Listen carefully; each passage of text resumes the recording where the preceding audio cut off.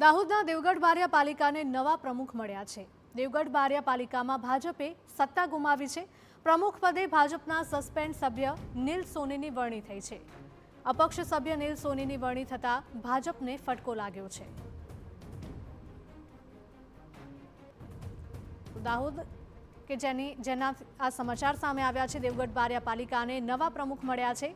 દેવગઢ બારિયા પાલિકામાં ભાજપે સત્તા ગુમાવી છે। પ્રમુખ પદે નીલ સોનીની વરણી કરવામાં આવી છે।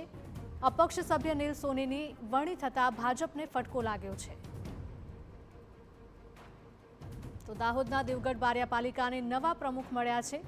દેવગઢ બારિયા પાલિકામાં ભાજપે સત્તા ગુમાવી છે। પ્રમુખ પદે ભાજપના સસ્પેન્ડ સભ્ય થતા નીલ સોનીની હવે વરણી કરવામાં આવી છે। અપક્ષ સભ્ય નીલ સોનીની વરણી થતા ભાજપને ફટકો લાગ્યો છે। સંવાદદાતા હરીન જોડાયા છે વધુ માહિતી સાથે। હરીન, દેવગઢ બારિયા પાલિકાને હવે નવા પ્રમુખ મળ્યા છે અને ભાજપને ઝટકો લાગ્યો છે।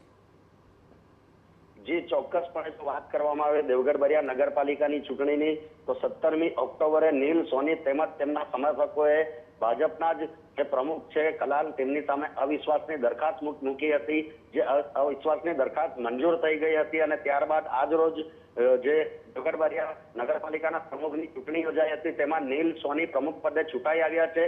ઉલ્લેખનીય બાબત છે કે ભાજપ સામે જ બળવો કરી નીલ સોનીએ અવિશ્વાસની દરખાસ્ત લાવી હતી, જેના કારણે તેઓને 6 વર્ષ માટે પાર્ટીમાંથી સસ્પેન્ડ કરી દેવામાં આવ્યા હતા। તેમજ તેમની સાથે અન્ય જે 7 સમર્થકો હતા એમને પણ સસ્પેન્ડ કરી દેવામાં આવ્યા હતા। પરંતુ આજે નીલ સોની જ પ્રમુખ બનતા હાલ ભાજપની સત્તા ગઈ છે અને અપક્ષ સત્તા પર બેસી છે। જી બિલકુલ હરીન, માહિતી બદલ આપનો આભાર।